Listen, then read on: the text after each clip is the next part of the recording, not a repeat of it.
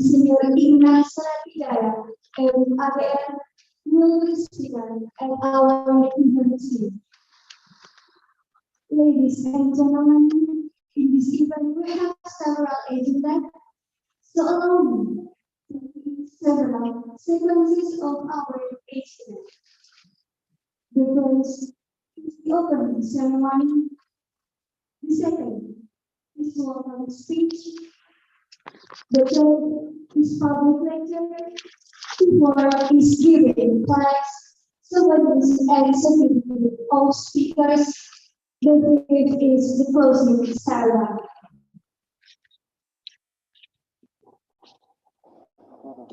Now, let's continue the next agenda. Welcome speech by Dean of Faculty of Nursing, Padua University. So, please welcome Dr. Isidora Estes, MS.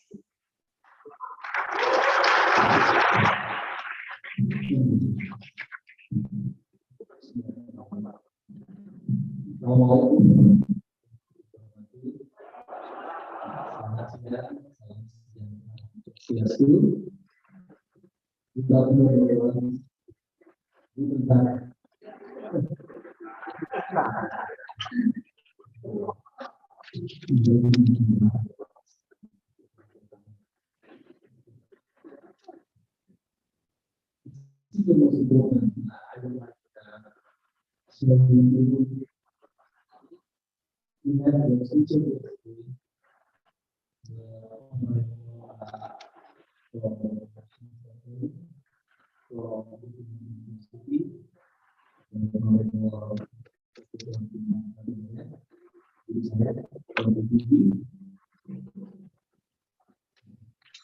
we all try to welcome to our discourse.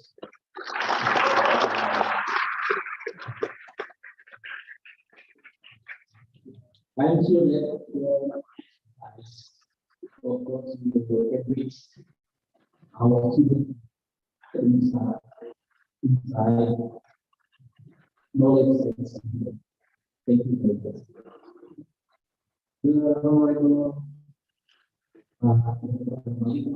As director of Postgrad University, sorry, Dr. Lutz from Groningen University, Mbak Mary, Mbak is the faculty and university, Dr. Tatan from PNI,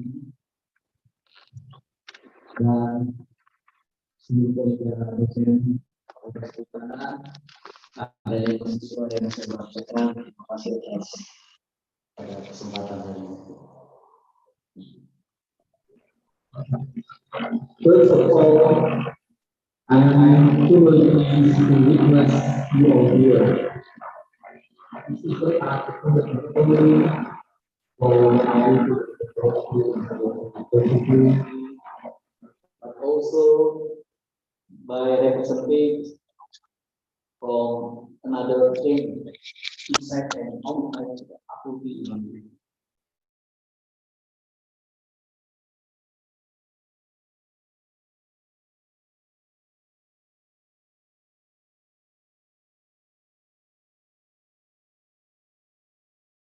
University of Groningen are three parties that have established rules for operation research and education, especially on new spatial technology for resources monitoring. This guest lecture today, of course, is one of the pioneers of its collaboration. We have a big hope and believe this collaboration will continue for a long time in the future. I think this event is very useful for us, especially for academic staff that this material will be presented by the excellent speaker, technology Dokumen itu apa video di kami berharap kepada peserta semua utamanya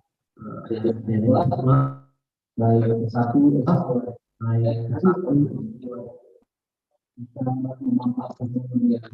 memanfaatkan momen ini untuk bisa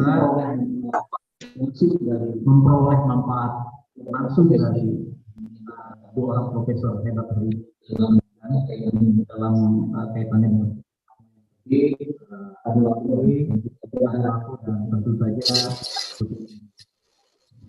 Finally, thank you for your attention and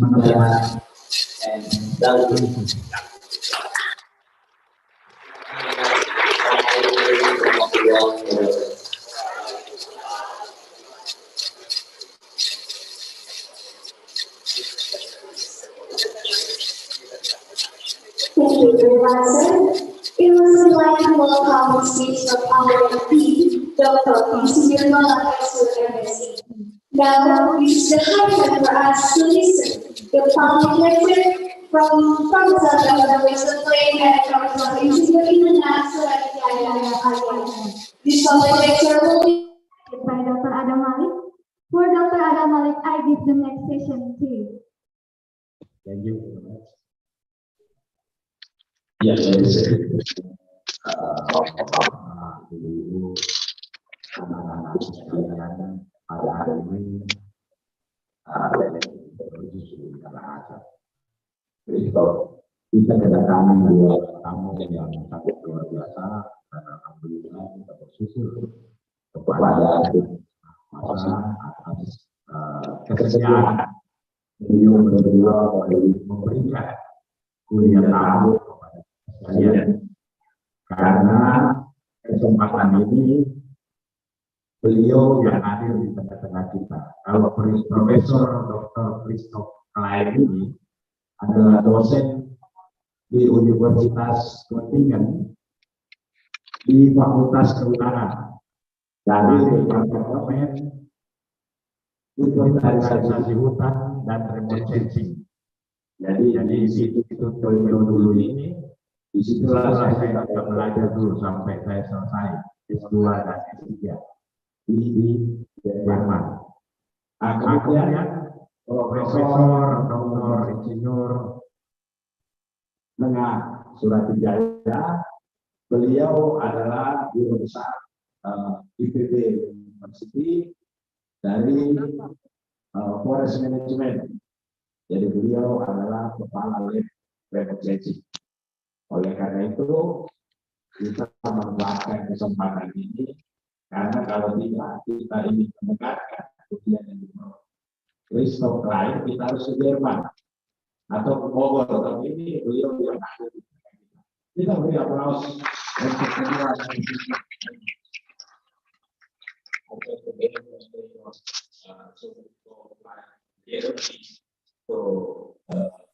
have a lecture from you, and then you will come here to give lecture. Selanjutnya kita panel. Jadi Pak Christoph pertama, kemudian Pak Nengah. Jadi judulnya ini National Forest Monitoring of Rigor and Relevance at the Science Policy Interface. Ya, saya kira anak-anak sudah mengerti. Ya, tapi secara umum seperti ini isinya kira-kira, bahwa bagaimana kita memonitoring hutan nasional dalam hal ini bisa taman nasional, ya, hutan produksi dan lindung. Tapi kadang-kadang kan ada pertentangan antara kebijakan dan ilmu pengetahuan. Ya. Oleh karena itu inilah materi yang akan dibahas beliau. Kira-kira di mana pertentangannya, di mana titik temunya, ya, sehingga dalam monitoring hutan ini bisa berjalan dengan baik sesuai dengan ilmu pengetahuan dan juga bisa didukung oleh kebijakan tentang kehutanan di suatu negara. Oke, time is yours.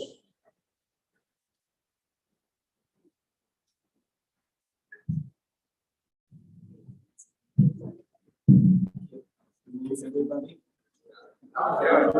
Can you hear me well? I will deliver my lecture in English because I will study and I will speak slowly and I try to speak clearly.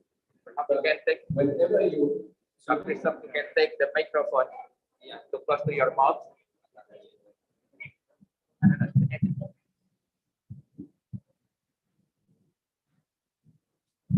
when I take the microphone, I'm confused because I have the other.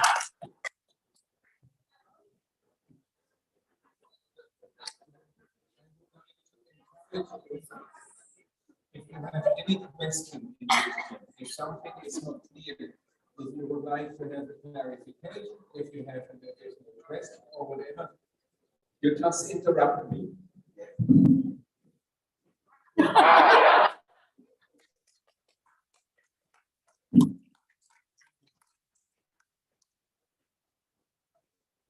It starts like a comic, doesn't it? So we are very happy to be here, and when I say we, I mean Mary Mulligan, who is PhD student in our research. Stand up, please. Mary.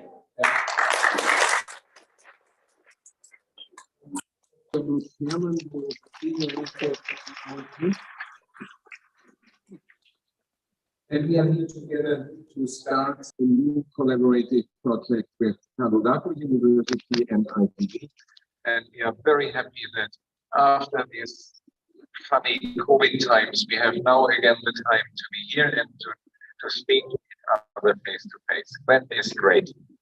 And I'm very grateful to Adam for having organized everything here. A very warm welcome. And also this seminar is a great opportunity for us to meet with you.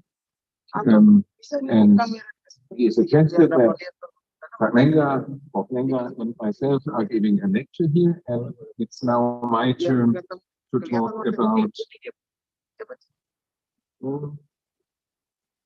national forest monitoring. So it's about forest inventory.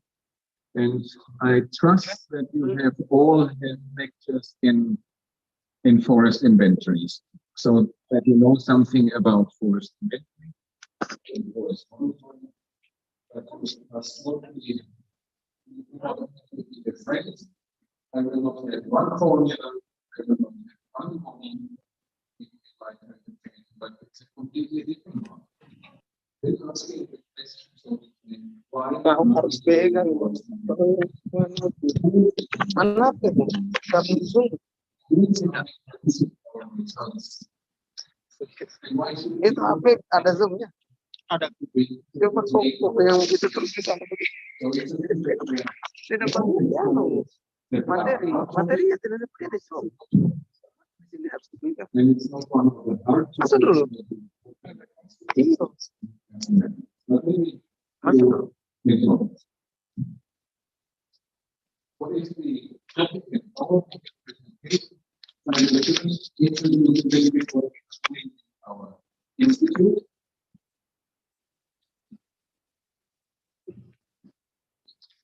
I will then look at national forest inventories from a non-technical point of view. This is what I just have said, and that means it's somehow difficult here.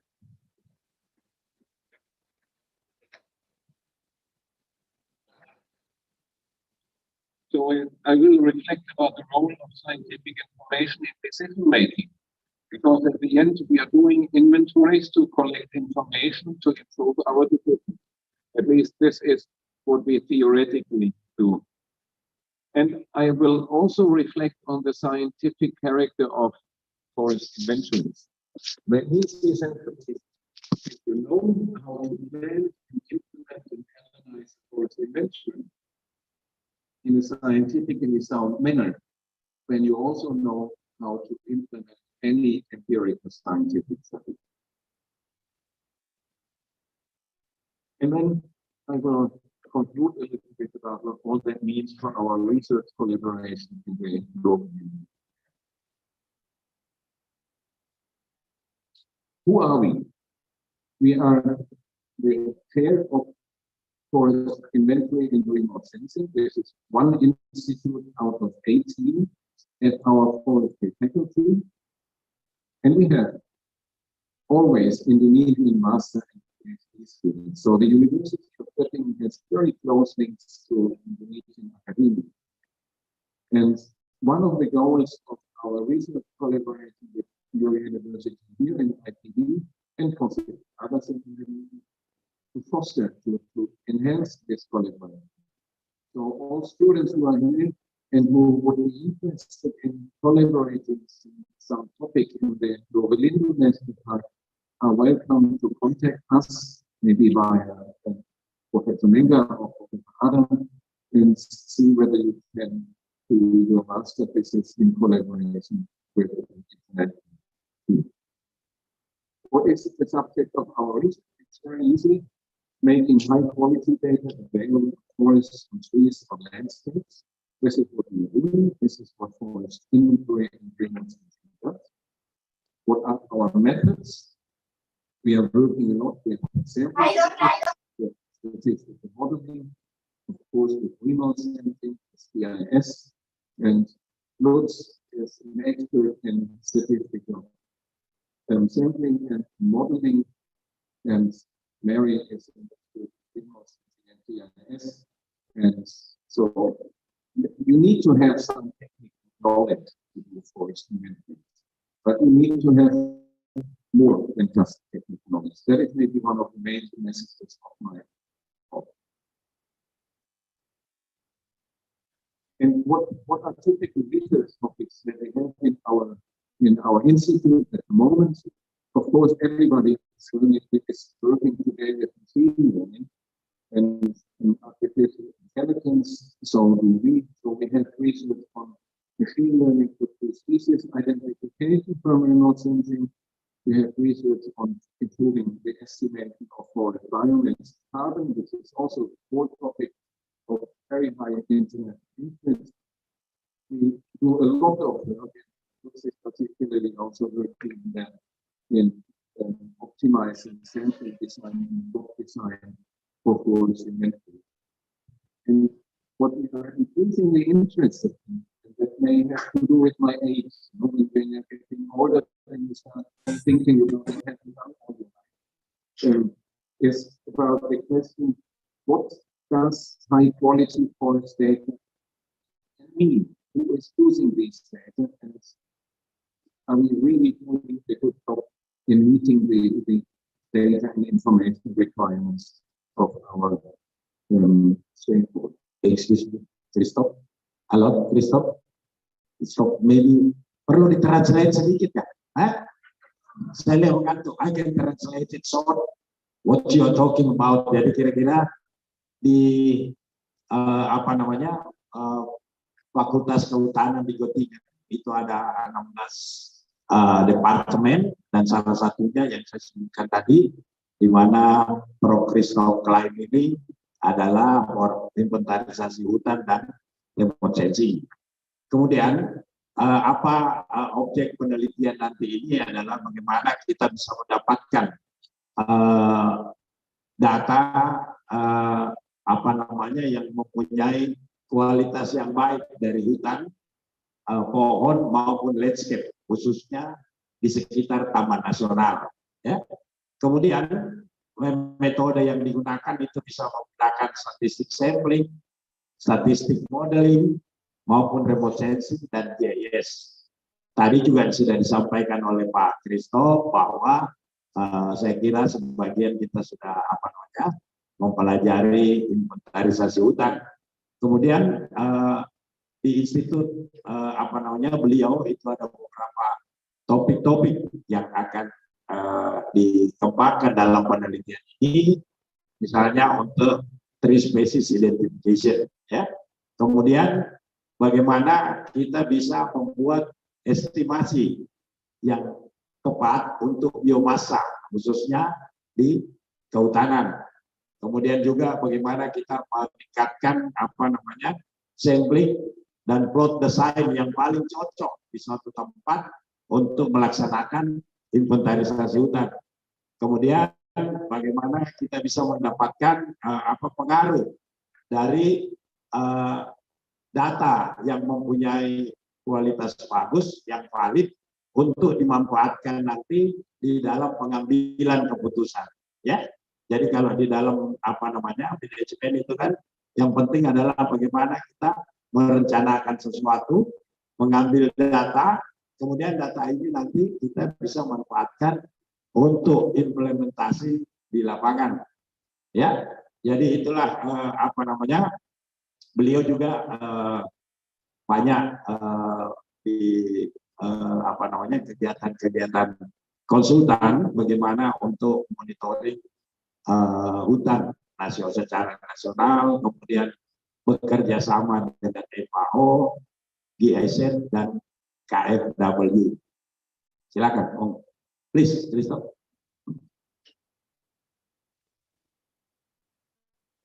If there are any questions, please interrupt.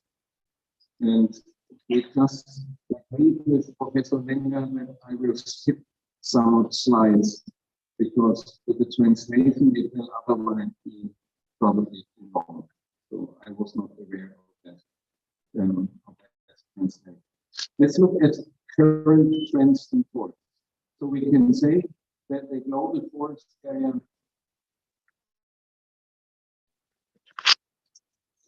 goes down, and that is at different paces regionally. And you might know this so-called forest transition curve, where they say, I'm not quite sure how.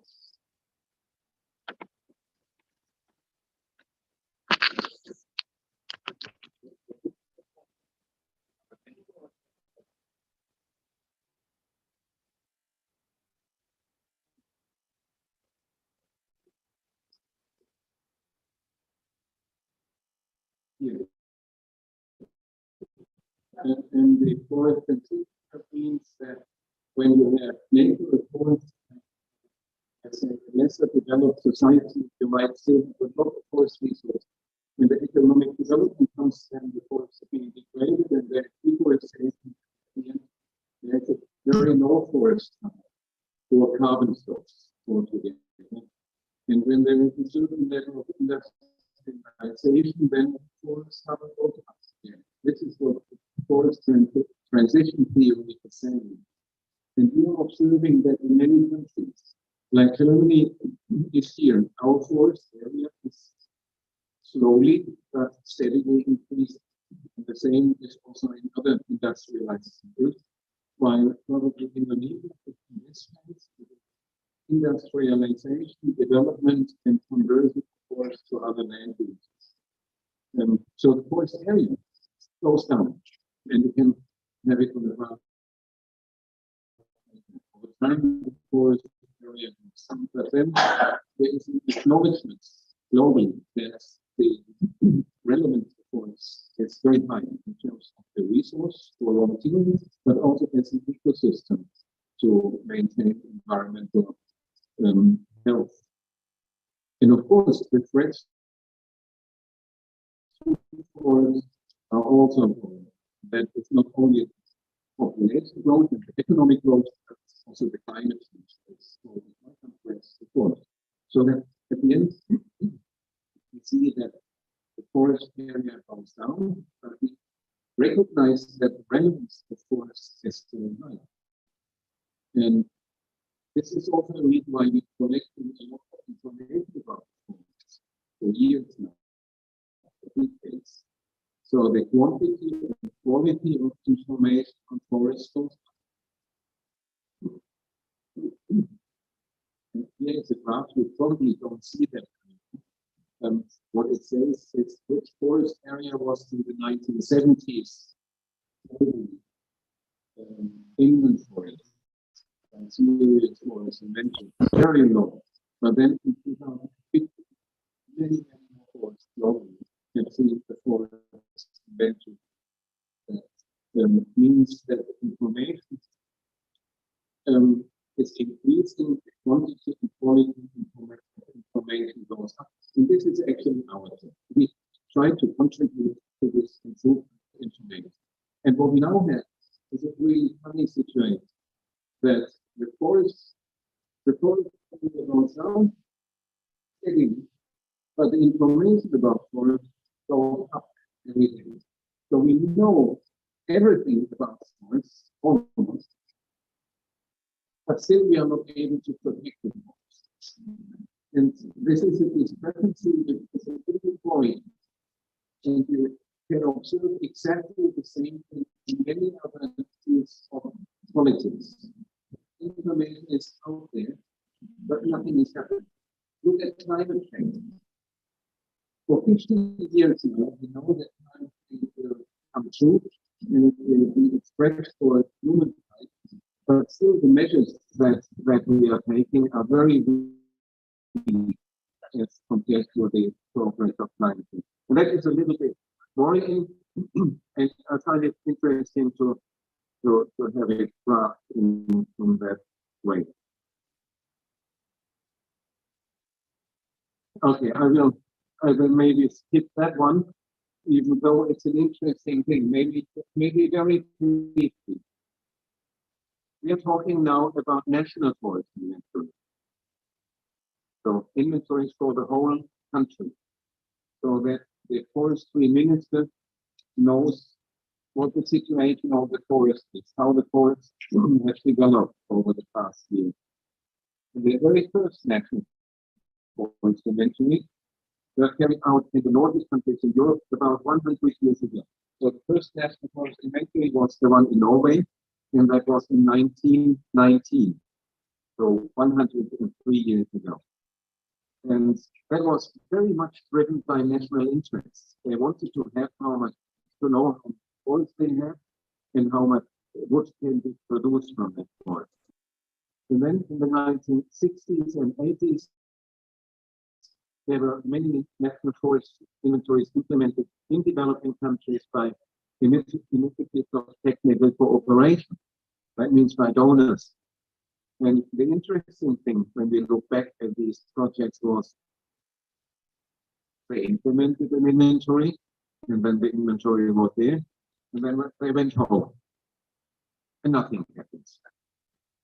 And sometimes they went home and carried the data along, so that if some years later another researcher or consultant came to that country and asked for the data of the national forest inventory, nobody in the country knew where the data were, because they were still living consultant.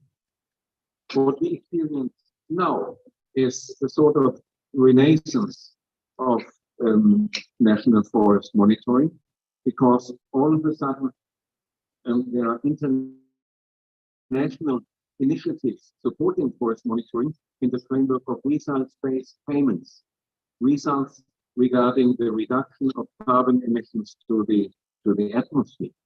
So if countries are successful in reducing their emissions, greenhouse gas emissions to the atmosphere, they can receive money from some carbon funds from the international community. So, and this is a big incentive to carry out national forest monitoring. And here is a graph where we see, here is a graph where we see how the capacity in the field of forest monitoring has increased over the past years. And that is a very good message for us dealing with forest monitoring, and maybe also for those of you who are interested in forest inventory and forest monitoring. There is quite a market, the labor market for experts in forest monitoring, and there are not so many experts out there.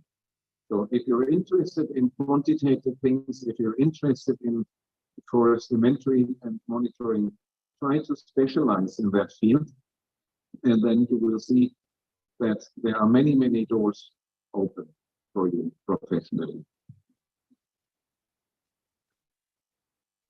I will go very briefly through that one because it's a quite lengthy thing. I will show it completely. So how we need to consider forest inventories as a part of decision processes. We are not collecting the data just for fun.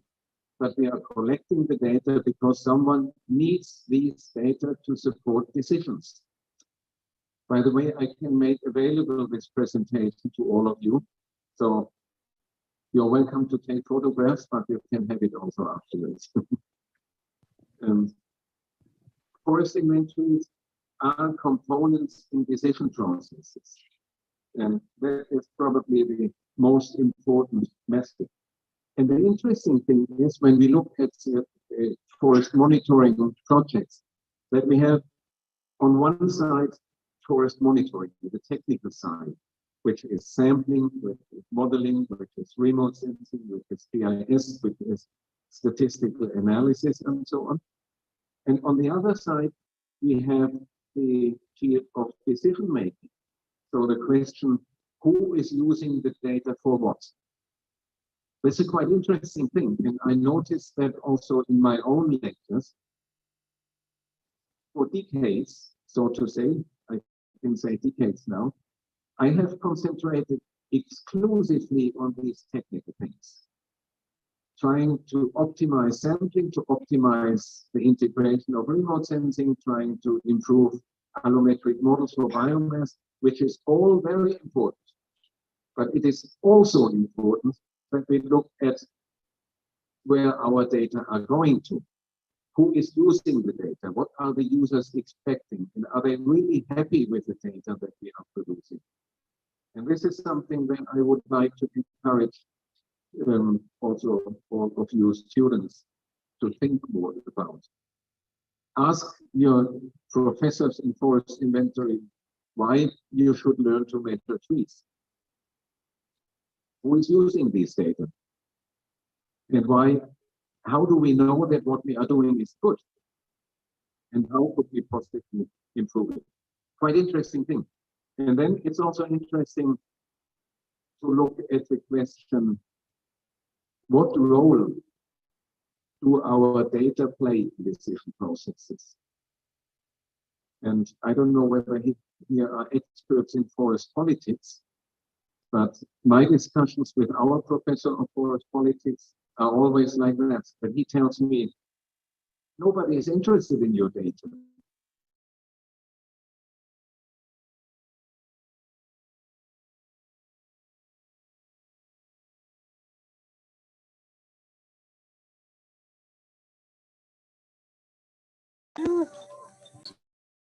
Okay, guys, yeah. Support the decision would be done anyway, but it's not the only element in decisions. And usually as scientists, we tend to overestimate the role of the products that we are generating. We need also to have some sort of marketing for our group. This is what comes here. The question is it mainly inventory data that trigger forest-related decisions? And then we may also have a look at the research density in the field of forest monitoring. As I said before, we have these two domains. One domain is the technical side, and the other domain is the decision-making side. So let's say the policy or management side. And on the monitoring techniques side, we have a lot of research. Improving remote sensing applications, improving statistical modeling, and with the overall goal to enhance precision and efficiency. On the other side, when it comes to forest monitoring research which is oriented towards decision making, so with the goal of enhancing the relevance and credibility of what we are doing, there is not so much research out there. Both research lines are relevant and needed, but this is what we are mainly doing. I'm including myself. It's exactly the same in our institute. We are doing a lot of work on the technical side, but we are not yet considering sufficiently the decision-making side. And the interesting point is also that both sides, the technical and the strategic side, start from the same justification or assumption. Better information leads to better decisions. I think everybody would agree to that. If you have better information, you can make better decisions. But there is no proof for that, at least not in large area forest monitoring. I do not know one scientific study that establishes a link between the quality of national forest inventory information and the quality of policy decisions. That's a very interesting field, and sometimes it reminds me a little bit what we are doing in forest monitoring to intelligence agencies. Intelligence agencies like the CIA, they are collecting data which are useful. Someone needs these data, but it's very difficult to say what the value of that information is in rupiah or euros or dollars. But still the information is collected because it's important. And we know it is important because the government is ready to pay a lot of money for it. And we can apply the same thing to forest monitoring. Only if a government recognizes that this information is important will they invest money. They have not done that 50, 60 years ago. It was only the donors who paid for the inventories in the developing countries. But nowadays, that within the UNFCCC framework, the countries can receive a lot of money when they give evidence that they reduce the deforestation, reduce the forest degradation, and enhance the carbon stocks. Now, all of a sudden, this information is not only interesting, but it's also money, so to say. And now, more and more countries are willing to engage more seriously forest monitoring on the national basis. Okay, I will very briefly go through these slides. I have some observations about the typical publications in forest monitoring. And it's also like we do it. In the beginning, usually there is written, sound forest policy and management decisions depend on accurate methodology to quantify carbon, for example. This is the justification for the research. And then the researchers usually do their technical research. They present a new technical approach that is possibly better than the approach before. And that's it. When it's done. But I have not seen one publication include, and I include, unfortunately, my own publications, that come back at the end to this initial statement that better data produce better decisions. And I think we need to work much more on that. And what I have mentioned before, I just want to emphasize that with another citation, there is a tendency by scientists to assume that the findings of scientific studies will speak for themselves. However, they seldom do. So it's important not only to produce the results, be it from a scientific study or from an inventory, but it's also important to know how to communicate that. Very important. So it's not enough to be an expert in forest monitoring, but you should also know how, and that comes, I think, in the next slide, how you translate your information into meaningful stories. Because many of the decision makers will not understand the presentation of a naked statistical result. You need to translate it into something that is a meaningful story. Not easy. And usually we do not teach that very well at our university.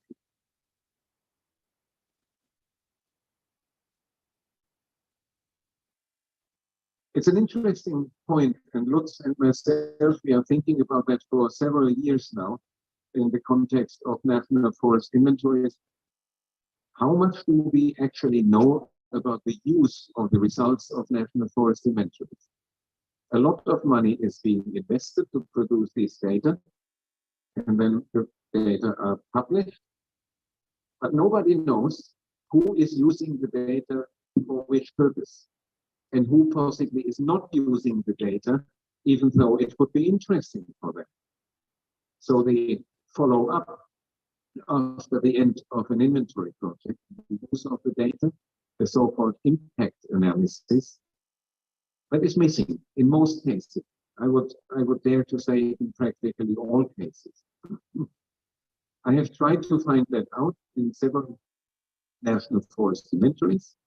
And there is one example from Switzerland where they did a systematic follow-up. That's it. And Lutz and I will plan for some years to have a conference exactly about that topic. And that would be the link between national forest monitoring and forest policy.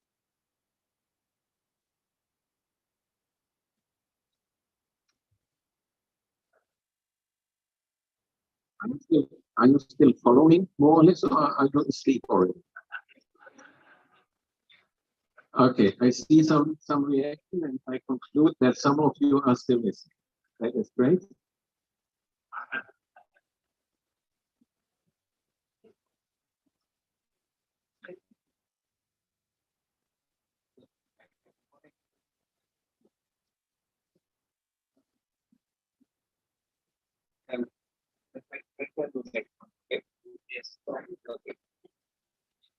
So we are changing the strategy, and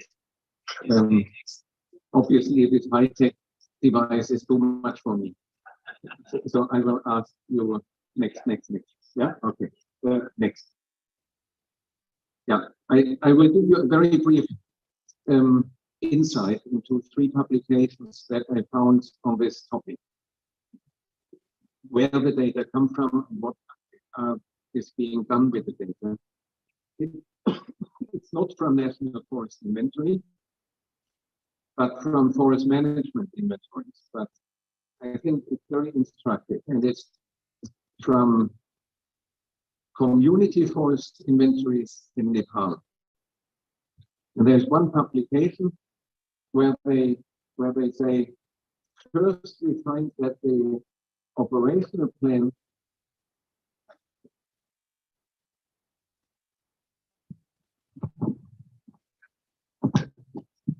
difficult to read.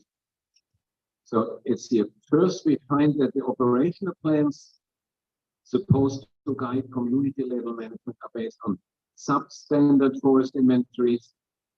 Second, we find that community level managers do not rely on the operational plans. And third, we find that community level forest managers in these 4 cases have managed to conserve their community forests over time and appear knowledgeable. So the conclusion is they did an inventory, but they did not use the data, but the management was okay. So they based their management largely on their knowledge and didn't look really at the forest inventory data. So the question is, why should one then carry out an expensive forest inventory? This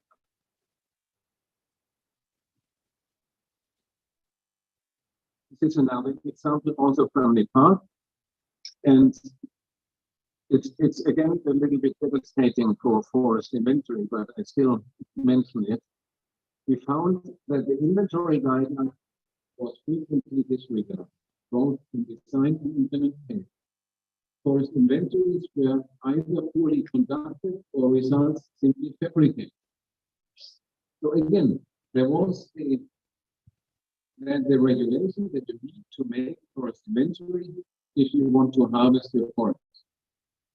Of course, they did the forest inventory, but they did whatever they wanted. They did, and they sometimes did not carry out an inventory, but just wrote down some results, pretended to have them towards. And I mean, this is a publication. This is not just an oral communication, but this is a scientific publication and quite an interesting case.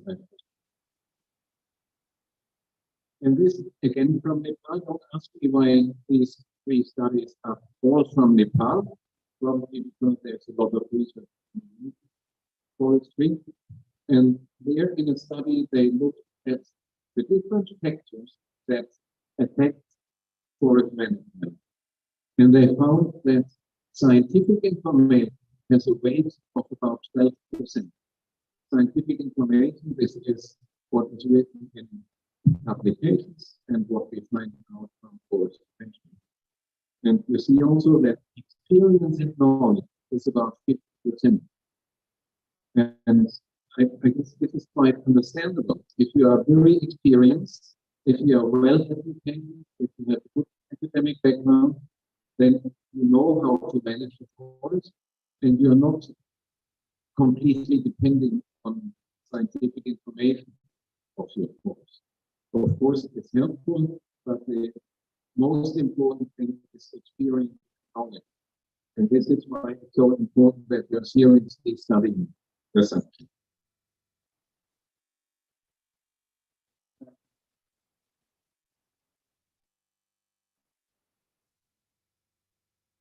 One point that is extremely important for us in forest monitoring research, and whoever is doing forest inventory needs to deal with this topic, that it's data quality, precision, and error. There's a lot of reasons, because forest inventories are quite lengthy and complex processes with many people involved and many different technical steps to follow. And in each step, there are random errors. When you measure a tree diameter, you have a measurement error. When you measure the height, you have another measurement. And then you use this height and diameter, which both carry measurement errors, in an allometric model to produce a biomass value. And this biomass model again has an error.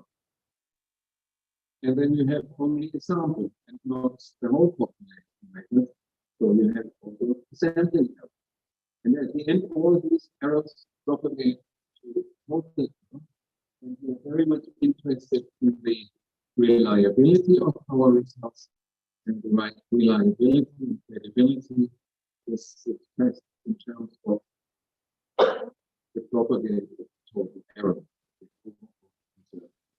And that is a quite complex undertaking. An interesting citation I have in this doctorate thesis from our institute, which was a collaboration with the Institute for Politics. One EC interview, so one guy from the European Commission remarked that in policy reports, the message gets lost if you talk too much about policy. So that means in our monitoring science, we focus very much on errors, because we want to reduce the errors, and we know we need to report the errors to make clear how credible our results.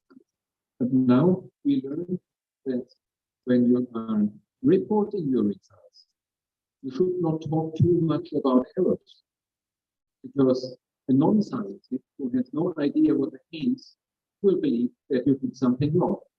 And when you talk about errors and errors again in your inventory process, at the end, nobody will believe your results anymore. So the conclusion is, try to learn when you are presenting your inventory results to policy decision makers. Focus on the positive things from the results and not too much on the error.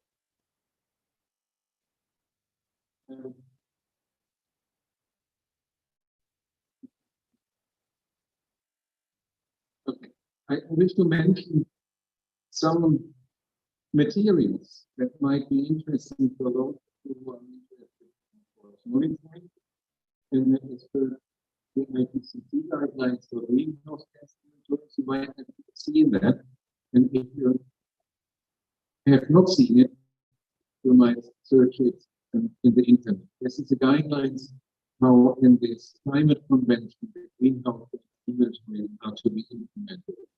It's a very thick book, and I find it quite confusing, and from a scientific point of view, not so helpful. But this is a certain step. Then FAO published some years ago voluntary guidelines in forest monitoring. There's a booklet that you also find on the internet. And it is a book on forest monitoring, which is not only technical, but there is a lot written about organizational and strategic things. So also an interesting. The Global Forest Observation Initiative also published the methods and guidance document. This is a very technical one. And there are a number of decisions from the Climate Convention on forest monitoring and red mass. Then currently FAO is preparing, and that might be of particular interest for us or for you. FAO is preparing learning material for national forest assessments, so online learning material. And that might be interesting for you probably in half a year or so, that will be out available for online learning. And then, of course, we need to promote also our own institutes and initiatives. So Lutz Fehrmann is the inventor and author of our VT, Forest Monitoring VT. AWF stands for Chair of Remote Sensing of Forest Inventor Remote Sensing in Germany. So when you Google AWF Wiki, you need to write AWF Wiki. If you're only writing AWF, you will end with the American Wrestling Foundation or with the African Wildlife Foundation. And then Lutz has also produced very good short films about forest mensuration. So all the forest mensuration devices are being explained. So that's a product of the online lecturing we did the last years from the COVID period. And this is a YouTube channel, and you might subscribe to that YouTube. I think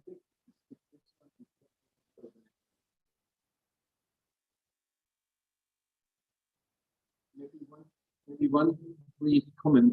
I'm coming to my end soon. Don't worry. This is the part of the decision from the conference of the parties. You might know there is a climate convention, and every year, at the end of the year, in December, usually all ministers from all the countries are meeting somewhere, and this is called the conference of the parties. So the parties that have signed the convention. And then many things are discussed and decisions are made. And in one of these COPs, conferences of the parties, COP15, there was a decision that described how a robust and transparent national forest monitoring should look like. And they say to provide estimates that are transparent, consistent, and possible accurate, and that reduce uncertainty. And at the end, this is a perfect description of any empirical research. And that is also one of my major messages here. I have mentioned that already. The forest inventory discusses the scientific projects and follows scientific rules. When you know how to implement forest inventory, then you have a very good idea how to implement any empirical. So, NFIs are complex data production studies that have typical characteristics of scientific studies. And as with any other research project, it's not one design, one fits all design. So we need to adapt our specific situations, and that requires specific expertise. I heard once a consultant who told me that he always has thought that forest mentoring is something that you can do by applying common sense. But usually that will not result in a good inventory. And one byproduct of the fact that the results-based payments have made the forest monitoring the business is that there are many consulting companies underway who are implementing forest inventories and are not so much considering the scientific soundness as scientists would do, because at the end it's a business, or it has become a business. And what we then always tell the donors is, if you have an NFI that you wish to plan, integrate research institutions from the very outset, from the very beginning, because this is a win-win situation. And by the way, our research collaboration here with your university, IPB in Göttingen, has exactly the same background. There is a huge project of KSW ongoing in Lorelindo National Park, and we made it to convince them to integrate the research component into that project.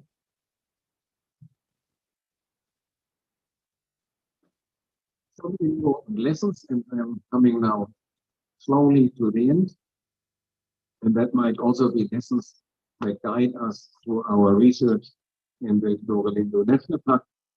The design of your scientific study should strictly adhere to the expected outcomes. So you should think in the very beginning, what is it that I actually want to produce? What is it that I want to have at the end? And then you start designing your research. So you should not do technology-driven research as we have it in remote sensing. I want to apply terrestrial laser scanning. I want to use drones. This is funny and nice, but you should ask, is the terrestrial laser scanning and is the drone really the data source that is helpful for the outcome that you would like to produce? Maybe yes, but maybe not. So do not be technology-driven. Put emphasis on sound methodology by experience research. And this is another point that we find oftentimes, not only in inventories, but also in research projects. Researchers are happy when they have a lot of results, a lot of data to analyze. But at the end, masses of data is not what we want to have. We want to have many good data. And masses of data alone is not enough. We need to know where the data come from and how they were collected, and then we can analyze the data. All too often we have seen data that were collected somehow and not scientifically, and then all the analyses became obsolete. So look at the procedence of the data. And then also I have this from an ecology survey textbook. Don't believe your results. You should not believe your results, but you should understand them and be able to defend your results. And that was my presentation, and I end here with a funny saying that I found in the National Museum in Bogota, in Colombia. It's Latin. You probably all know it. Scientia non habet inimicum nisi ignorante. That means science has no enemy except for the ignorant. And if you look at the political stage globally now, you probably can name immediately some of the ignorance which are ignoring science. Thank you very much.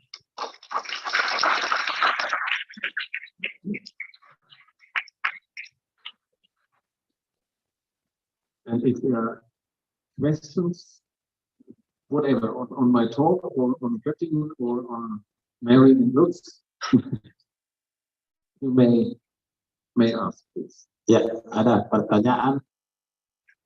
Iya, komentar dalam bahasa Indonesia boleh. Satu mahasiswa, Mas Udi. Sementara dua ya. Silakan, adek yang mahasiswa dulu.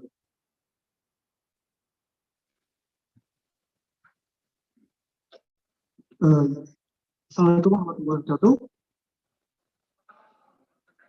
Good afternoon, the Honorable Dr. Adam Malik, moderator, the Honorable special speaker public lecture today, Prof. Dr. Christopher and Prof. Dr. Imana Surjaya. I have a question about I have a question about GIS and remote sensing and monitoring. But sorry, in advance, I will ask question with Indonesian bahasa. Seperti yang kita ketahui bahwa di Sulawesi Tengah ini ada endemic animal seperti monyet hitam atau makaka tongkiana. Kita mau melihat, kita mau monitoring di lapangan atau di national park tersebut seperti apa pergerakan dan penyebarannya. Namun yang ingin saya tanyakan di sini, apakah bisa GIS kemudian remote sensing itu digunakan untuk melihat penyebaran pergerakan dari hewan endemik tersebut di khususnya National Park Flora Lindung tersebut, dan jika bisa bagaimana untuk melihat pemetaan pergerakan dan penyebarannya di taman nasional kita seperti itu. Terima kasih, thank you, and assalamualaikum warahmatullahi wabarakatuh.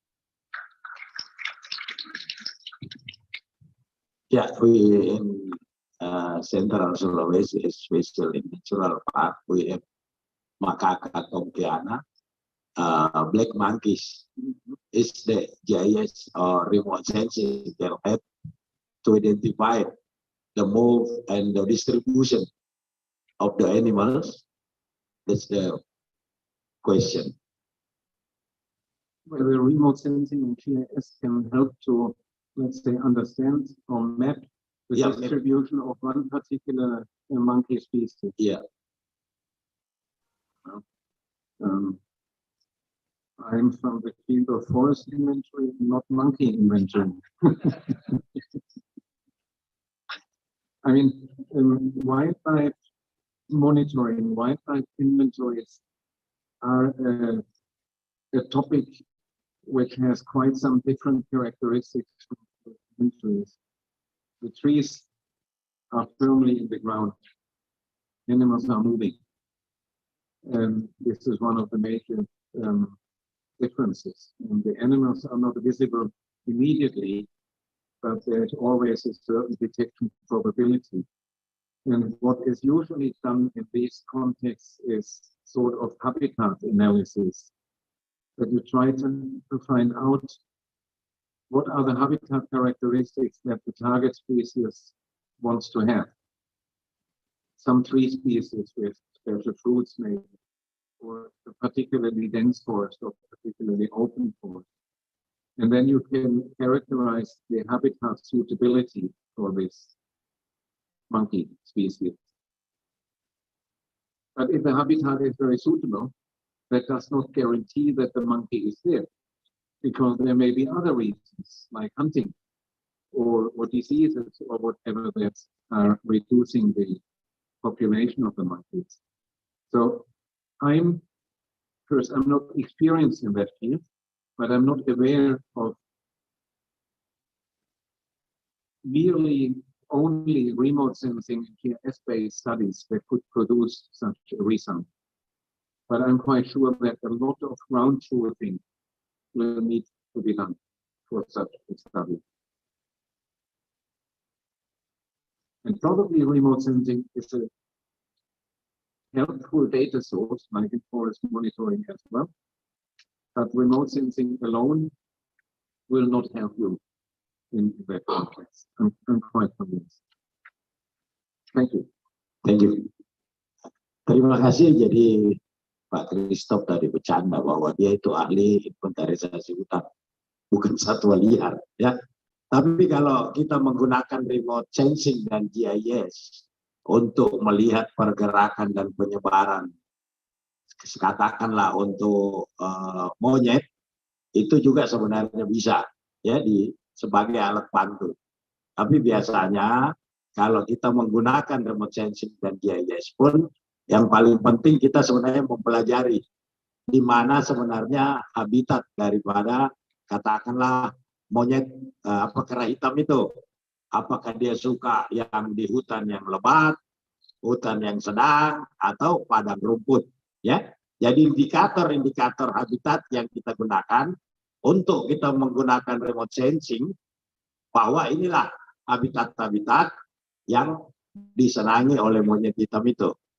Tapi walaupun habitatnya ideal buat monyet hitam, tapi kan belum tentu di situ banyak monyetnya, karena bisa diakibatkan oleh faktor-faktor lain, karena di tempat tersebut ada perburuan, ada manusia yang sering keluar masuk sehingga mengganggu keberadaan monyet itu, ya.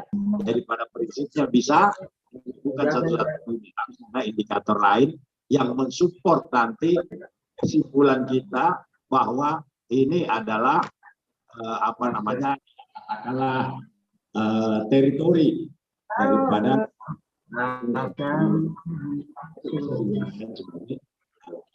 ya. Silakan Pak Sudi, mana mic-nya?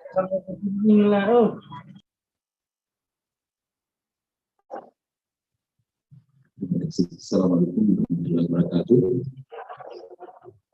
Good afternoon. Firstly, I would like to say welcome to Indonesia University, Prof. Dr. Christoph Klein, Pak Prof. Dengar, dosen saya di IPB, saya alumni IPB tahun 2012, Pak Tatang dan tim dari Gotungen. I'm very interested with your presentation, and you said just now that better information lead to better decision, right? And then some case in Indonesia, the decision is not based information, but based the interest of actor. It's the problem, the management of Indonesia. And then I would say that there are problem maybe to implementation forest management using the remote sensing for small case forest management, because it's a high cost. Maybe there is a good method, for example, to inventor biomass in community.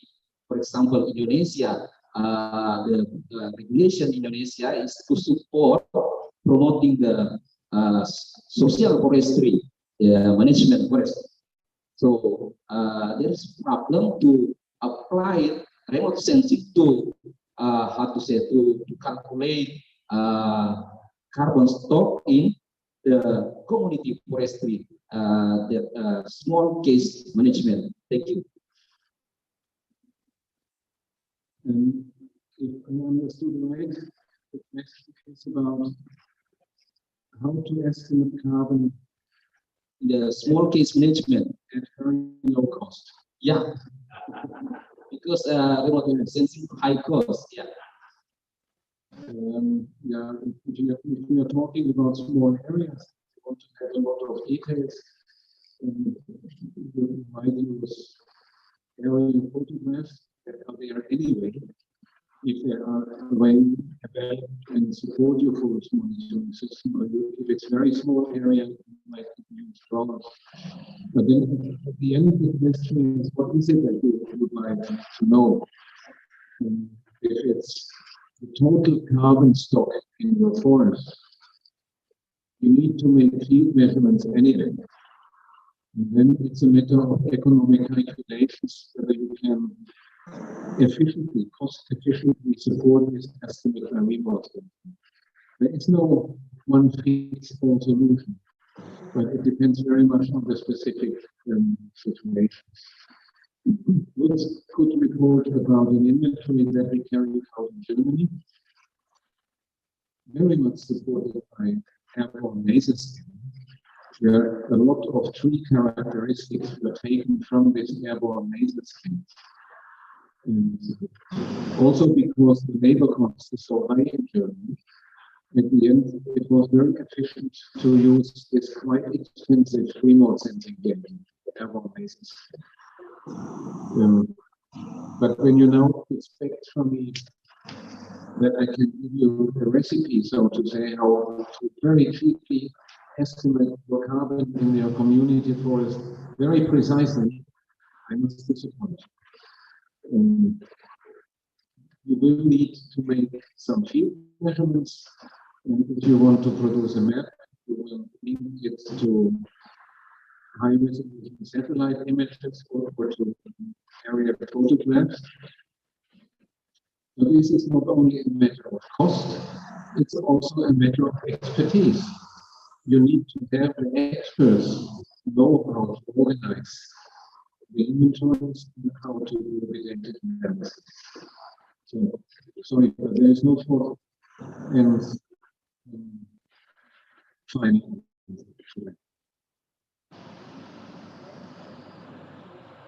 Thank you. Ya, thank you very much, Pak Christoph. Kita beri aplaus dulu untuk Profesor Christoph lain. Sementara kita lanjutkan materi dari Prof. dengan Suratijaya, ya. Kemungkinan juga pertanyaan idenya bisa muncul setelah after presentation Prof. Pananga, and then if you still have a question, even for Pak Christoph Klein, masih bisa ditanyakan nanti berikutnya, ya. Oke, please Pak, silakan. Selanjutnya.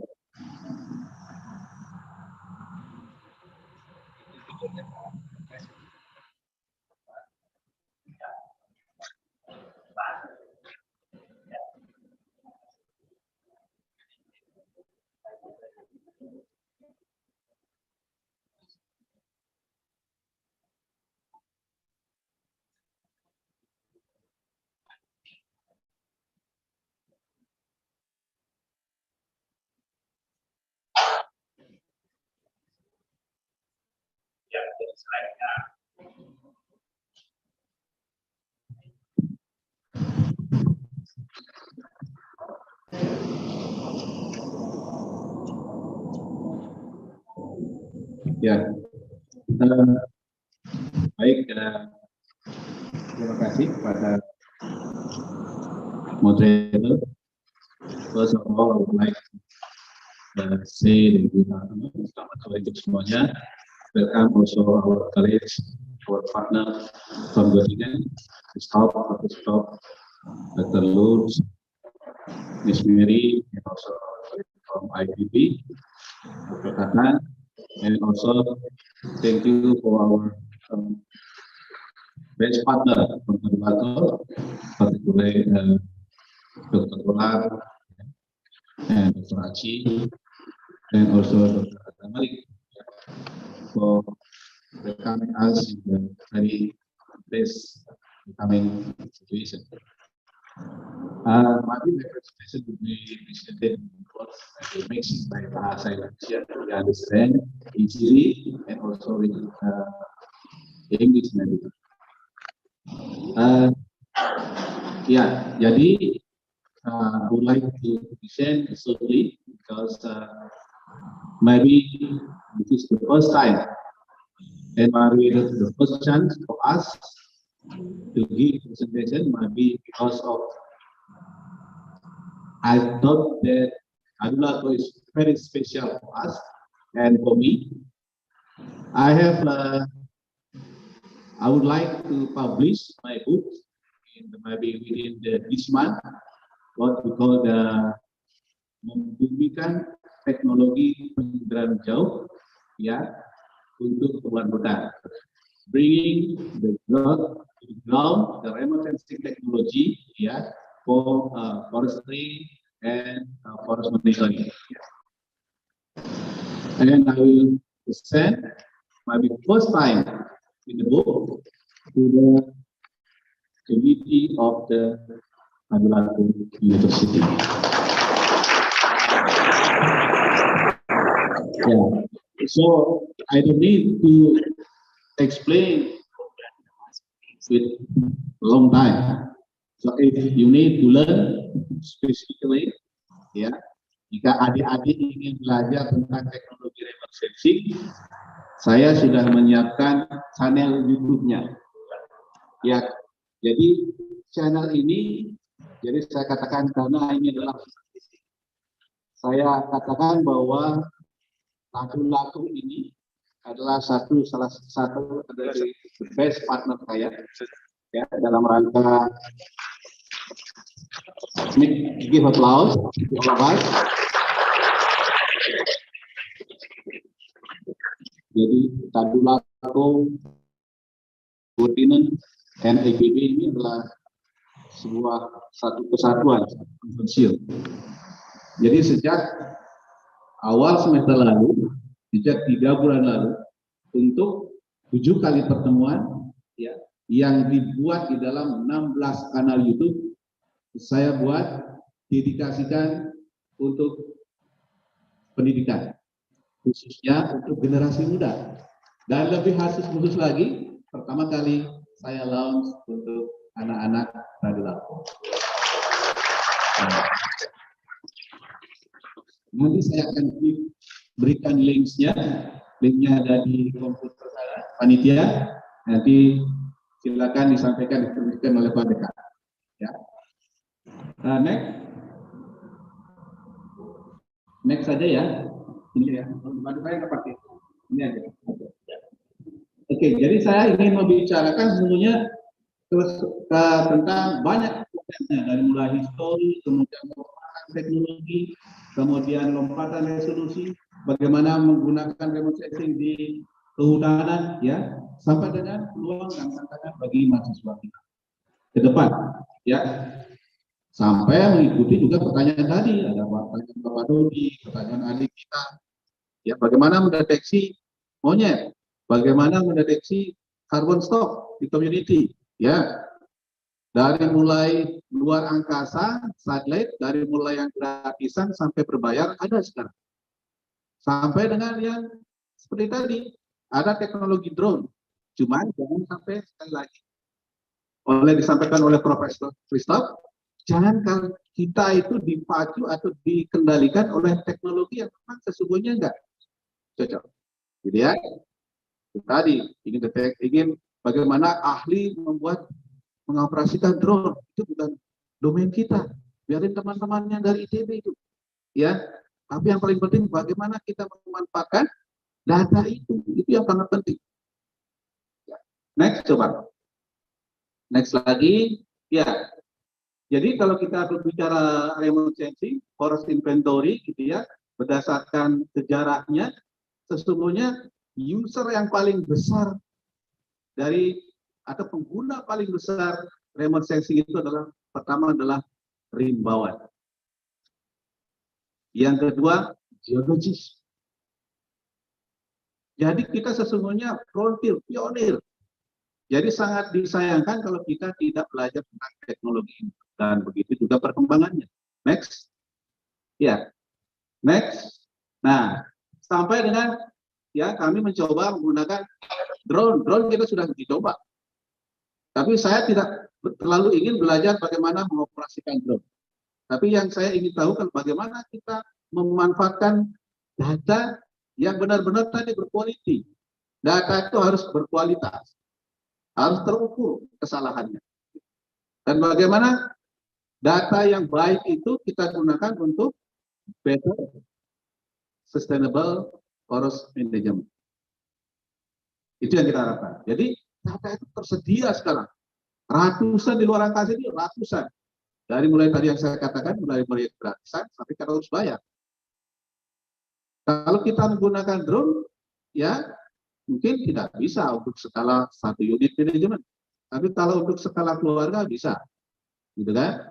Karena drone itu bisa kita sekarang attach dengan band inframerah juga bisa. Dengan harga yang masih terjangkau. Tapi sekali lagi, presisi dan kualitas ya harus bisa kita ketahui. Next. Ya, jadi kalau kita sejarah dari pemanfaatan remote sensing, ya, starting before independence, ya, sampai dengan after independence. Jadi sebelum kemerdekaan sampai setelah kemerdekaan kita sudah menggunakan teknologi remote sensing sejak ditemukannya pesawat udara kan oleh Wright bersaudara. Itu sudah mulai zamannya Belanda, zamannya Jepang, ya, sudah memanfaatkan foto udara sejak itu. Dan foto udara pertama ya dilakukan di Garut KPH ya. Kemudian sejak tahun 64 betapa sesungguhnya kehutanan itu mendapatkan posisi yang penting di pemerintah kita ya.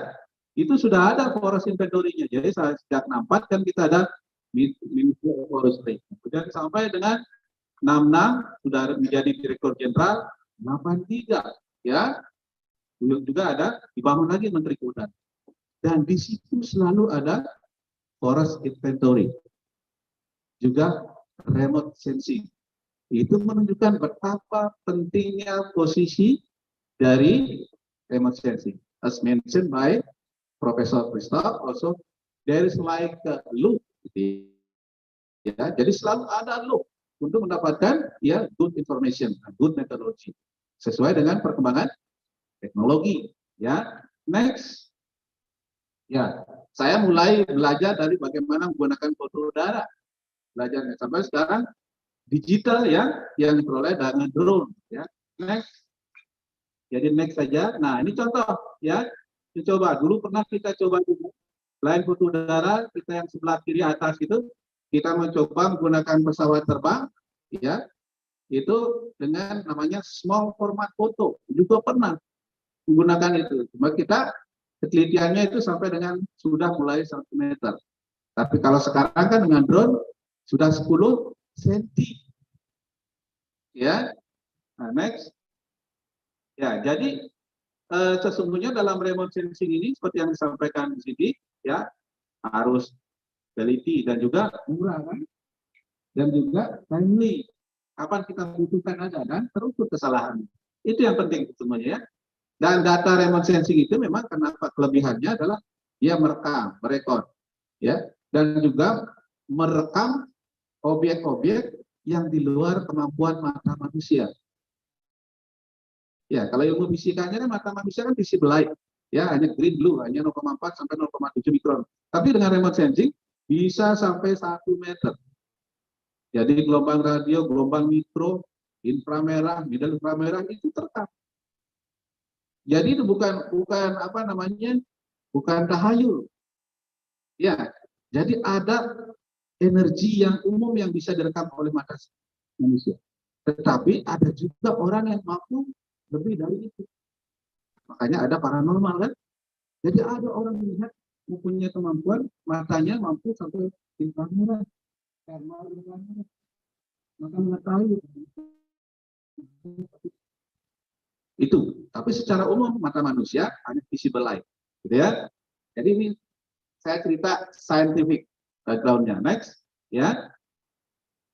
So di Indonesia pertama, ya Indonesia jadi inventarisasi itu ada level nasional, kemudian level watershed atau level provinsi atau unit manajemen. Walaupun yang dilakukan paling banyak sekarang adalah unit manajemen, ya, karena ditekan oleh aturan sehingga unit manajemen mau tidak mau harus melakukan itu. Jadi tidak ada lagi kata ini mahal, tapi kita memberikan solusi, ya. Dibandingkan dengan mengukur terestris tapi tidak benar, lebih baik mengukur sedikit saja tapi benar. Gitu ya, itu konsepnya. Next. Ya, jadi next lagi saja. Nah, jadi makanya kalau di dalam remote sensing ya juga mengenal namanya nanti ada yang namanya multi state, double sampling, ya, ada multi state, ada multi phase. Nah, itu bisa mengkombinasikan untuk mendapatkan yang paling murah, ya, paling murah tapi tetap teliti, ya. Nah itu zamannya foto udara sudah menggunakan itu, apalagi sekarang sudah zamannya drone, ya. Next, ya. Nah ini yang saya ceritakan, ya, banyak sekali, ya, satelit di luar angkasa ini, dari mulai yang berbayar sampai dengan gratisan. Bahkan next, ya, bahkan kan tahun lalu, akhir tahun sudah ada Landsat 9 yang free juga, ya. Sebelumnya kan ada generasi Sentinel 1, Sentinel 2, ya, kemudian Landsat 8. Nah, sekarang Landsat 9 tahun lalu sudah ada. Jadi artinya kalau Landsat 8 dan 9 itu tandem, itu bukan 16 hari sekali kita dapat data. Ya, jadi 8 hari kita dapat data. Ya, jadi artinya data itu sudah ada. Tinggal bagaimana kita mendevelop a better methodology, ya, better measurement teknik, ya, sehingga kita bisa mengatasi masalah cost, masalah impian. Ya, next. Ya, next saja ini. Jadi luas hutan kita kan membentang. Kalau lebar Indonesia itu sama dengan kira-kira sama dengan Amerika. Ya, dari pantai barat dari Sabang sampai Merauke. Dan kita di tropis. Di tropik yang mempunyai, yang sadar atau tidak, kita punya surga laboratorium. Ya, kenapa? Kita mulai punya hampir semua tipe ekosistem hutan. Dari mulai tepi pantai, kalau kita itu mangrove, hutan pantai, hutan rawa, ya, kemudian rawa gambut lagi ada kan, mixing, kemudian dataran tinggi, kemudian pegunungan, untuk naik lagi sampai subalpin, alpin yang ada di Papua. Ya, itu mungkin kita tidak pernah menyadari seperti itu. Jadi ekosistem yang paling lengkap, sehingga mau tidak mau teknologi remote sensing yang kita bisa gunakan. Jadi selain tentu saja remote sensing itu memang tidak bisa berdiri sendiri alone, ya, tapi dia harus selalu ditangkap dengan terrestrial. Next. Ya, jadi dengan sejak lama itu ada lompatan kan? Lompatannya apa? Lompatan spasial, lompatan radiometrik, lompatan spektral, lompatan temporal. Jadi memanfaatkan sekarang kalau kita menggunakan slot itu harian ada.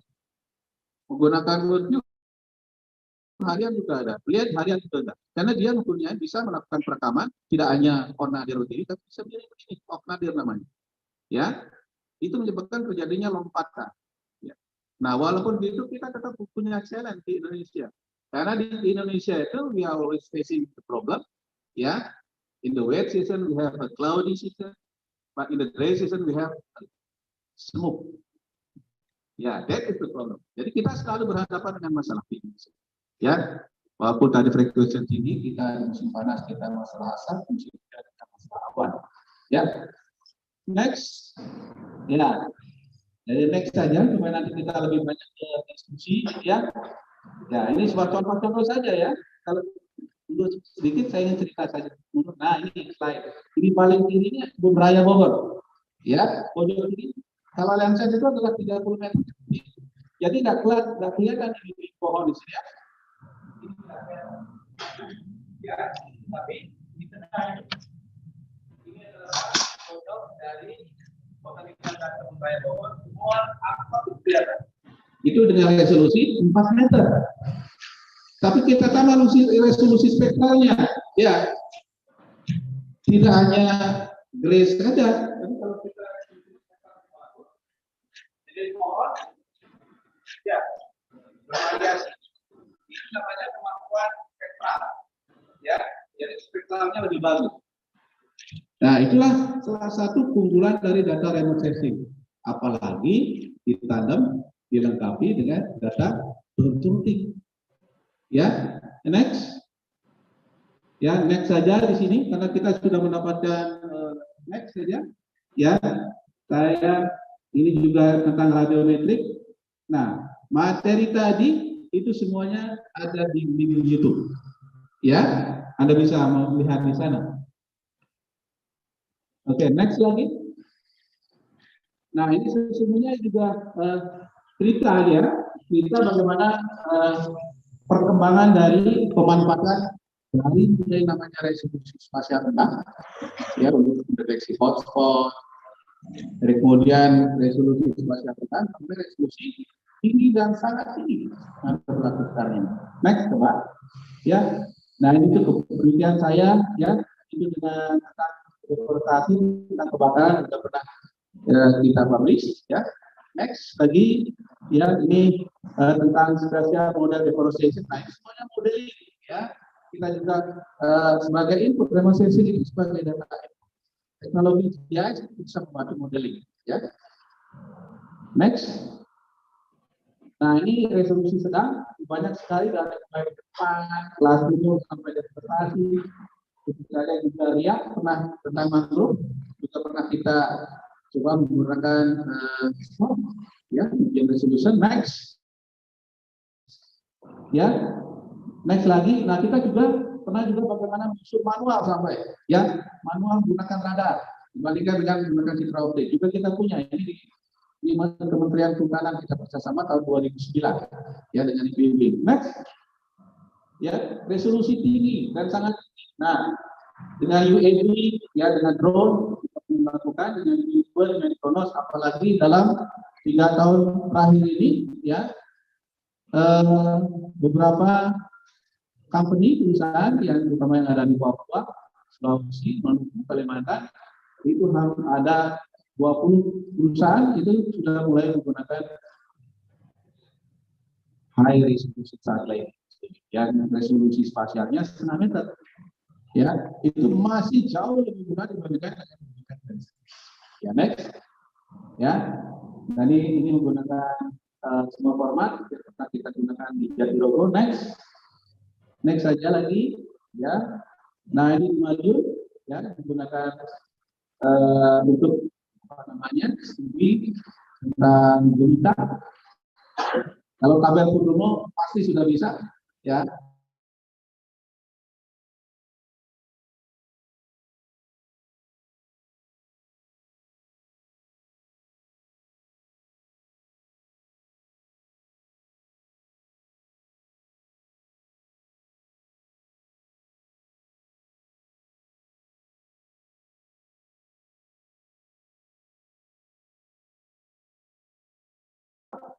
Di mangrove kan dari tempat landing take off ya, so we rent a boat, kabut ya, jadi kita menyewa kabut di situ, dari situlah kita luncurkan drone-nya ya, kemudian menangkapnya juga di situ pakai jaring kan supaya nggak jatuh. Nah itu artinya apa? Artinya dari segi cost, walaupun di situ katakanlah mangrove lebih banyak digunakan untuk bracket arang yang di Kalimantan Barat mungkin ikan delia, tapi masih jauh lebih ekonomis dibandingkan dengan terestri. Karena kalau saya inventarisasi hutan di mangrove sana, saya harus nunggu air naik, air surut nggak bisa. Begitu surut ya jeblok nyangkut kaki saya, ya harus pakai pelampung. Cuma pada saat itu kita kalau untuk biomasa terasanya nggak bisa dihitung ya, nggak bisa. Ya. Nah itu problemnya. Oke, next lagi, ya ini drone ya, saya NIPA dan mangrove yang saya lakukan di Kalimantan. Next. Oke, kita juga pernah menggunakan rapid eye, liquid. Jadi artinya teknologi is there, ya. Tinggal kita bagaimana kita memanfaatkan teknologi. Ya, adanya nanti kerjasama ini ada Dr. Liz, Lutz, and team, ya. Bagaimana kita mencari, ya, informasi dan metodologi, dan juga bagaimana mengencourage Anda, ya, bahwa yang paling penting, ya, di dalam pengembangan ilmu pengetahuan ini adalah semua kita lakukan itu. International collaboration is the most important thing. Yeah, to improve our survival and progress. Jadi gitu. Jadi kalau kita ingin selalu punya pandangan yang luas, kita bisa survive dan selalu maju, maka ini menjadi momen penting ya dalam meningkatkan pengetahuan. Next saja ya. Jadi strength dan ini saya skip saja ya. Jadi saya dalam penutup ya, sebagai penutup di sini saya tidak lama begitu ya. Jadi sebagai negara yang dengan dua hutannya yang melebihi paruh dari masyarakat, ya, dua daratan kita berapa? 160 km persegi. Dua hutannya ini kawasan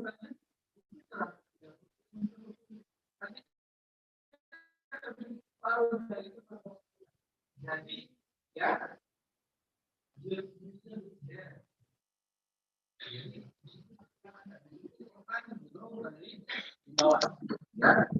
Padahal selama ini kan selalu ada keluhan. Kok dalam laporan kontribusi kehutanan not more than 5%? Katanya ya. Tapi mungkin berarti ada sesuatu yang belum begitu kan? Nah, ini ya. Nah, inilah pentingnya emergency. Jadi, ya, sebagai negara yang dengan luas yang besar, dengan karakteristik yang beragam, ya, dan juga kondisi konfigurasi, aksesibilitas, dan geopolitik yang berbeda-beda, maka remote sensing adalah key role penting, ya. Maka dari itu, kehadiran dari teknologi remote sensing apabila nanti juga dilanjutkan dan pengembangan teknologinya, ya, dengan berbagai macam leads, nah, maka disitulah ada peluang dan tantangan. Nah, terakhir, ya, next. Nah, ini yang saya katakan, teaching book in press, ya, ini yang mungkin dalam 1 bulan, ya, akan kita cetak ininya, membumikan teknologi inderaja untuk kehutanan dan lingkungan, ya, dalam bentuk audio visual di sini. Jadi kontennya nanti yang sudah Anda bisa akses nanti yang akan kita bagikan, next, ya. Nah, ini link YouTube yang sudah available, ya. Jadi link YouTube-nya pertama ada 16 link di sini. Yang pertama terkait dengan introduction of remote sensing. Yang kedua, ya, yang oke lanjutkan. Terus kemudian ada yang tentang radar, juga tentang biometric correction is also there, ya. Jadi semuanya sudah ada. Kemudian next lagi tentang apa namanya penajaman, ya, yang tadinya tidak kelihatan jalannya jadi kelihatan, dengan spatial advancement, ya. Kemudian yang tadinya abu-abunya itu menjadi terang, namanya radiometric enhancement, ya. Atau misalnya kita ingin membangun indeks vegetasi, bagaimana indeks vegetasi tentang kesesuaian, ya, tadi monyet hitam tadi misalnya, kita bisa membaca di penajaman spektra. Ya, sudah ada ini YouTube ini. Next juga kemudian tentang bagaimana membuat komposit citra yang baik, ya, citra yang baik artinya bagaimana kita membuat color itu ada di situ. Demikian juga membuat indeks vegetasi yang lebih kompleks menggunakan prinsipal komponen, itu juga ada di sana. Next, ya. Nah, kemudian juga ada penajaman spasial, termasuk juga klasifikasi. Nah, kebetulan yang di sini masuk klasifikasi standar, supervised, unsupervised, dengan berbasis pada pixel, ya. Nanti kita bangun lagi bagaimana berbasis objeknya. Kita akan buatkan YouTube-nya. Next, ya. Juga jenis-jenis klasifikasi, kemudian metode klasifikasi yang supervised, next lagi, ya. Next lagi, ya. Termasuk sampai juga dengan, ya, klasifikasi yang tidak terbimbing, kita menggunakan clustering sampai bagaimana kita mengetahui kualitas dari produk kita, akurasinya seperti apa. Jadi tidak hanya sekedar menggunakan warna yang hitam, teknologi yang canggih, tapi kita juga, ya, to measure the accuracy of our product. Nah, itu kira-kira. Jadi silakan, jadi yang nanti kontak Pak Dekan atau Ibu Wadek atau Pak Dir, gitu ya. Filenya saya tinggalkan di sini dan silakan download jika berminat. Terus kita melihat-lihat. Memang juga silakan. Ya, kenapa ditaruh di YouTube? Karena memang cukup besar ininya, size-nya. Ya, kurang lebih satu file itu ya 800 sampai 1 giga. Ya, mungkin kalau download di sana memang cukup memakan space. Ya. Saya kira demikian. Mudah-mudahan jelas. Ya, nanti jika ada pertanyaan, ya silakan saja. Termasuk juga mungkin ada pertanyaan yang masih ditujukan kepada Profesor Christoph atau juga langsung ke saya, maka kami persilakan. Waktu kami kembalikan Pak Direktur.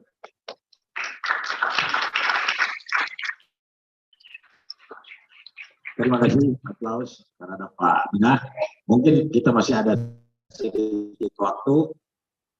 Masih ada yang ingin bertanya? Ya, saran atau komentar?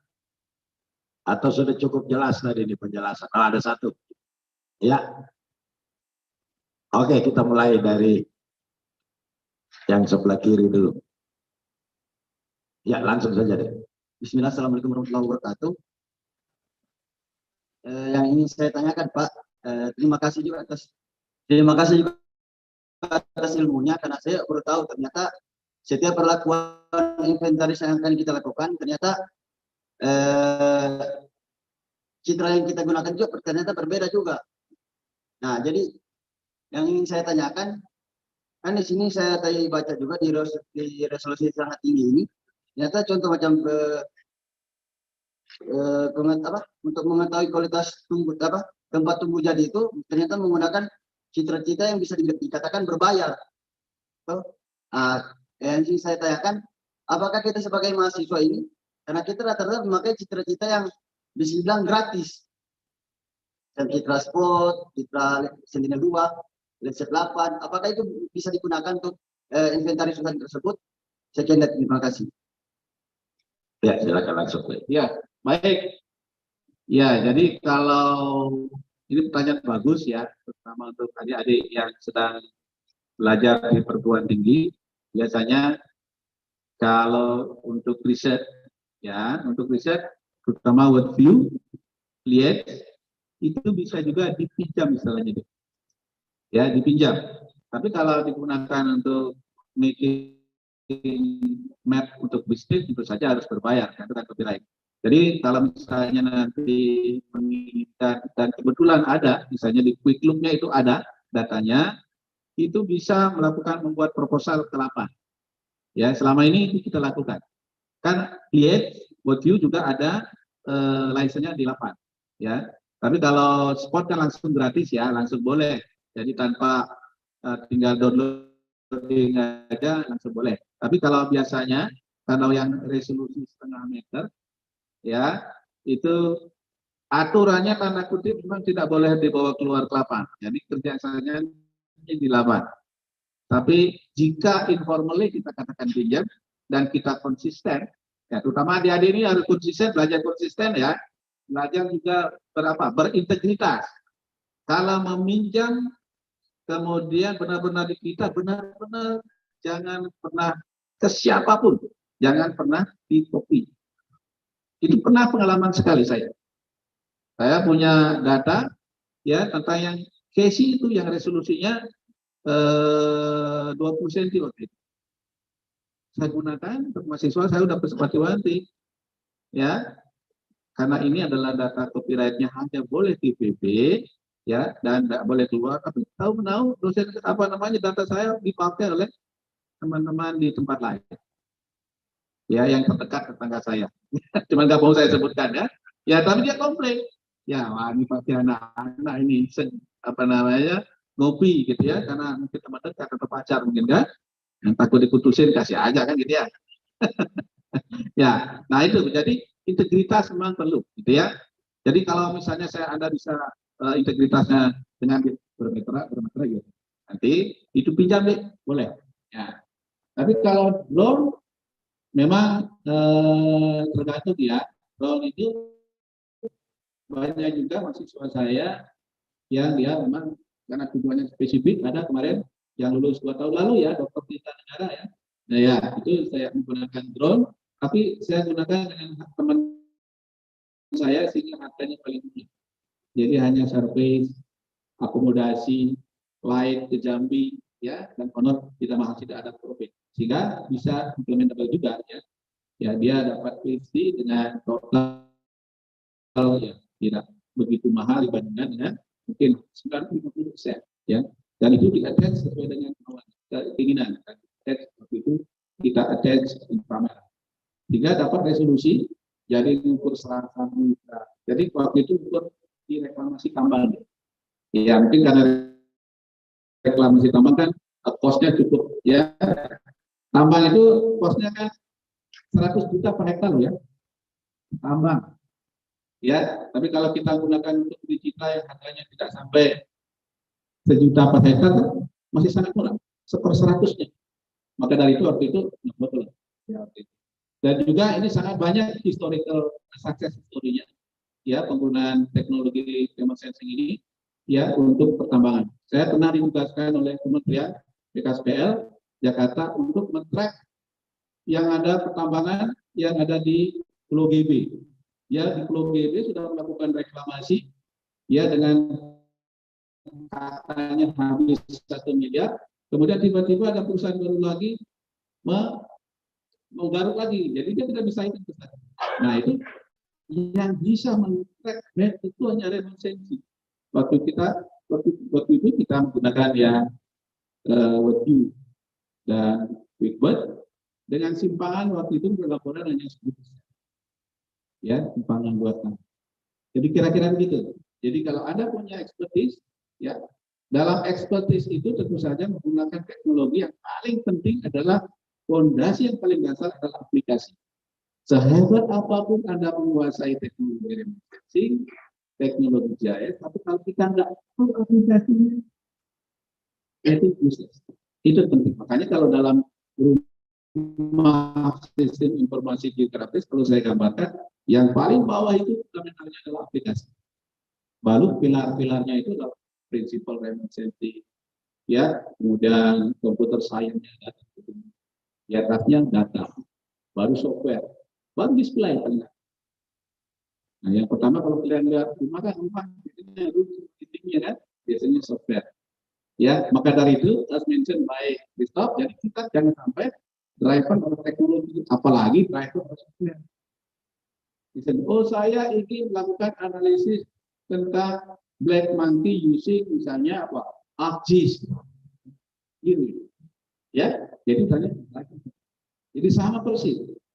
Kalau saya ceritakan dulu, saya dulu waktu sekolah tidak pernah namanya software minded.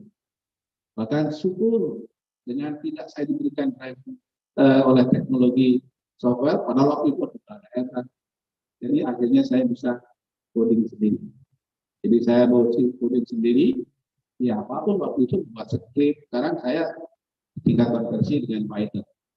Ya, nanti konversi lagi dengan Honda. Kan banyak programming language kan, sekarang bahasa-bahasanya itu banyak. Ya, ada Python, ada Anaconda, sudah bergeser dari Visual Basic. Kalau dulu saya berasanya C. Ya, saya kira demikian. Ya, jawaban dari saya. Barangkali yang lain atau belum masih ada pertanyaan lagi kan, silakan. Ya, terima kasih Prof. Mungkin ada pertanyaan lagi? Saya kira sudah cukup jelas ini Prof. Ya, ya, kita beri aplaus untuk dua narasumber.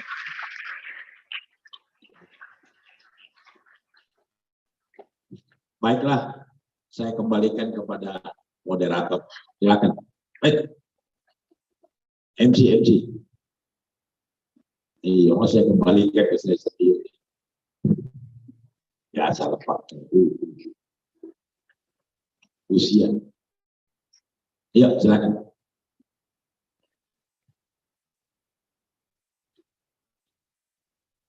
Okay.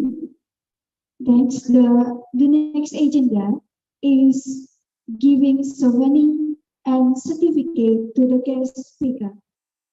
Therefore, we invite Dr. Insinyur Bola S. Hood, MSc, to come forward to the stage, please.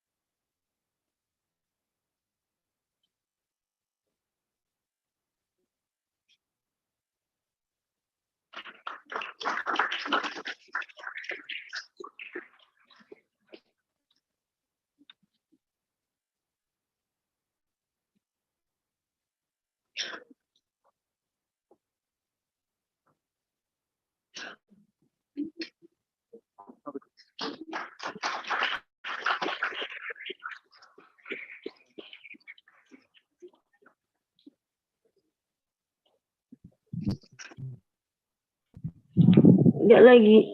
Oke.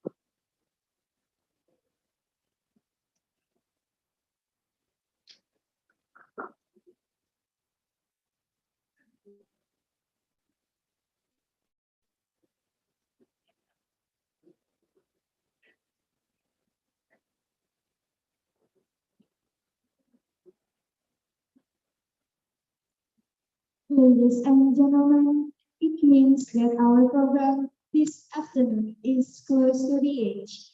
Thank you very much for your attention and participation. See you next time. Assalamualaikum and good afternoon.